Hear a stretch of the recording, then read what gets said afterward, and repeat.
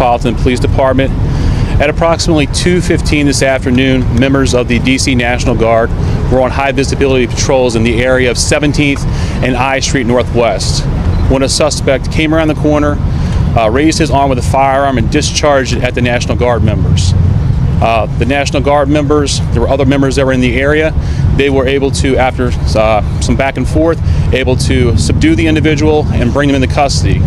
Within moments, members of law enforcement in the area were also able to assist and bring that individual into custody.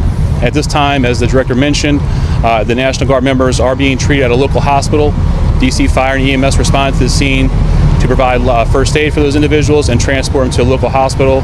The suspect in this case was also transported for treatment at a local hospital.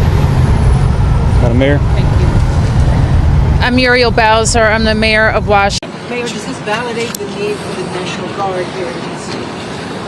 What we know, Andrea, is that this is a targeted shooting. One individual who appeared to target these guardsmen, that individual has been taken into custody. I want to start by saying after those meetings, myself and my team were notified that 2 National Guardsmen have been shot in Washington, D.C., critically wounded. The shooter shot in a cowardly, dastardly act targeting the best of America, heroes willing to serve in Washington, D.C., serve for people they don't know and they've never met because they love their country and their capital and their community. They were willing to do dangerous things others were not because they love their fellow Americans. Someone decided to turn that into targeting National Guardsmen. That will only stiffen our resolve. We will never back down. We will secure our capital. We will secure our cities. In fact, this happened just steps away from the White House. It will not stand. And that's why President Trump has asked me, and I will ask the Secretary of the Army to the National Guard, to add 500 additional troops, National Guardsmen, to Washington, D.C.